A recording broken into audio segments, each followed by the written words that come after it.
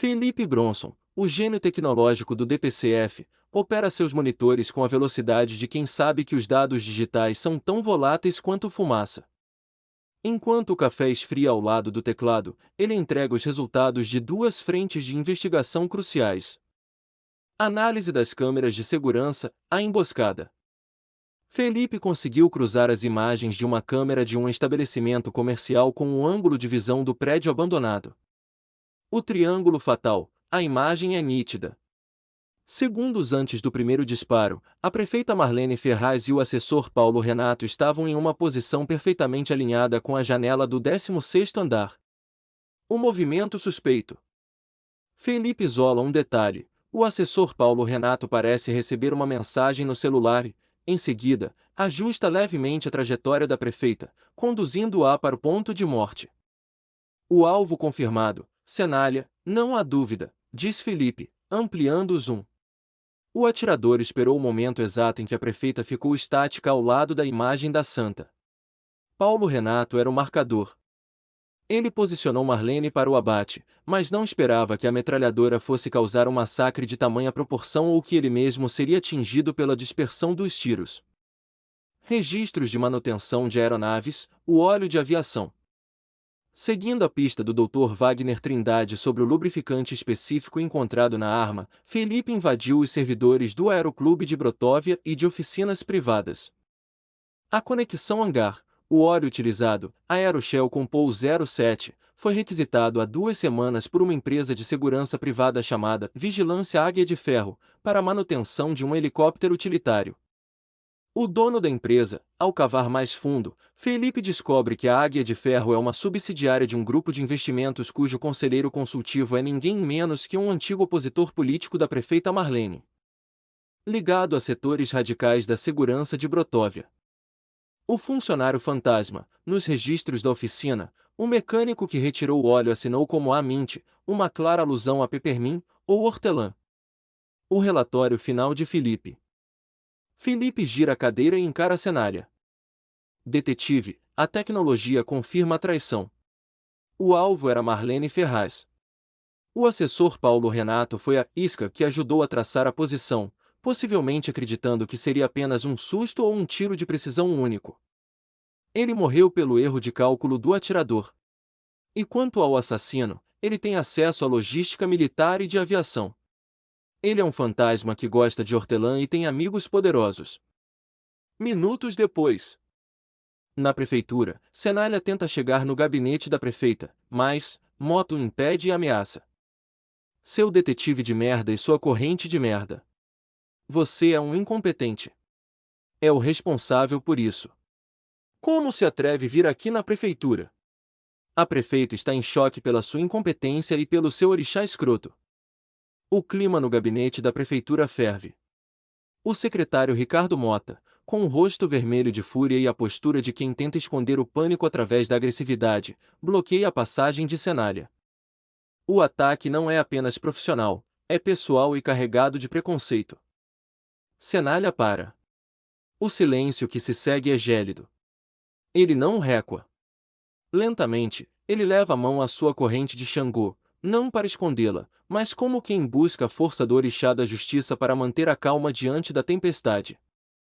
O confronto no corredor.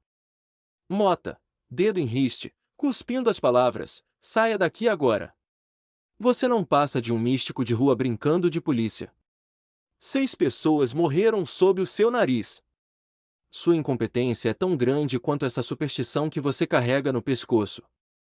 Eu vou pedir a sua cabeça ao governador amanhã mesmo. Cenália, com uma voz calma, mas que vibra como um trovão distante, o senhor fala muito de competência para quem comanda uma secretaria de segurança que perde metralhadoras em incêndios fantasmas, secretário. E fala muito de orixás para quem parece estar tremendo diante da balança da justiça. Mota, do que você está falando, seu idiota? Cenália, falo da metralhadora que disparou hoje. Ela saiu do seu depósito, Mota. E falo do óleo de aviação que lubrificava a arma, o mesmo que a empresa Águia de Ferro usa. O senhor quer mesmo continuar berrando ou vai me deixar ver a prefeita antes que eu resolva perguntar ao senhor, na frente de todos esses repórteres lá fora, por que o seu nome aparece em tantas coincidências? A reação. Mota empalidece por um segundo, o olhar oscilando entre o ódio e o medo. Ele percebe que Cenália não veio apenas prestar condolências, mas com o dossiê técnico de Plutônio, Wagner e Felipe debaixo do braço. Nesse momento, a porta do gabinete se abre. A prefeita Marlene Ferraz aparece. Ela está pálida, com os olhos vermelhos de chorar pelo assessor e pelos fiéis, mas sua voz é firme. Marlene, deixe-o passar, Ricardo. Se há alguém nesta cidade que ainda busca a verdade e não um culpado político, esse alguém é o Cenália. Entre, detetive. O próximo passo. Cenália passa por Mota, sentindo o cheiro de suor frio do secretário. Dentro do gabinete, ele precisa de respostas reais. A doutora Lívia Napolitano, com sua postura elegante e olhar que parece atravessar qualquer máscara social, entrega seu relatório psicológico e comportamental sobre o crime. Para ela, o cenário da procissão não foi apenas um local de massacre, mas uma declaração de poder. Aqui está a análise detalhada da especialista. Análise psicológica, o predador e o palco. O perfil do atirador. Cenália, não estamos lidando com um amador ou um justiceiro emocional. O atirador é um narcisista tático. Ele escolheu o 16º andar para olhar a cidade de cima, sentindo-se um deus decidindo quem vive e quem morre. O uso das pastilhas de hortelã batizadas com anfetaminas indica uma necessidade patológica de controle. Ele teme a falha humana, o tremor, o cansaço, e usa a química para se tornar uma máquina. A simbologia do ataque. Atacar durante a procissão de Nossa Senhora dos Navegantes é um ato de terrorismo psicológico. Ele quis ferir o que Brotóvia tem de mais sagrado para gerar um estado de desamparo absoluto.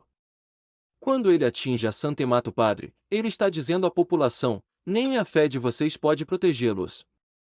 É um perfil que busca humilhar as instituições, incluindo a prefeitura e o DPCF. O comportamento de Ricardo Mota.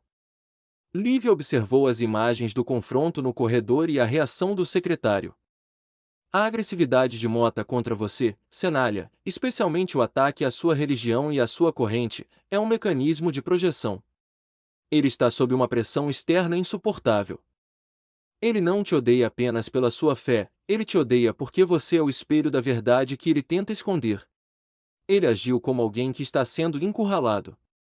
Pessoas culpadas atacam a moral do investigador quando não conseguem refutar os fatos. A dinâmica da traição, Paulo Renato. O assessor era o que chamamos de cúmplice descartável. Ele provavelmente acreditava que fazia parte de um plano maior, talvez um atentado falso para aumentar a popularidade da prefeita ou um susto político. O fato de ele ter sido atingido mostra que ele foi traído pelo atirador. O mestre das marionetes não queria deixar pontas soltas. O veredito de Lívia. Doutora Lívia fecha a pasta e olha seriamente para o detetive. Cuidado ao entrar naquele gabinete, Cenália. A prefeita Marlene está em luto real, o que a torna vulnerável. Já Mota está em modo de sobrevivência. O atirador ainda está em Brotóvia, e ele sente um prazer quase erótico em ver o caos que causou. Ele vai atacar novamente se sentir que você está chegando perto da Águia de Ferro. Cenália entra no gabinete com passos lentos, o som do seu sapato ecoando no mármore. O ambiente é sufocante, o cheiro de flores de velório enviadas por aliados políticos mistura-se ao odor metálico de medo que exala de Ricardo Mota. A prefeita Marlene Ferraz está sentada atrás de sua pesada mesa de jacarandá. Seus olhos estão inchados e ela segura um lenço úmido. Ela parece menor do que o cargo que ocupa, esmagada pela tragédia. O diálogo das sombras. Marlene, voz embargada, sente-se, Cenália. Por favor. Eu não consigo fechar os olhos sem ver o padre Fernando caindo. E o Paulo Renato, ele era como um filho para mim. Por que ele, detetive? Por que tanta violência? Cenália, mantendo o olhar fixo e sereno, senhora prefeita, a justiça de Xangô tarda, mas não falha.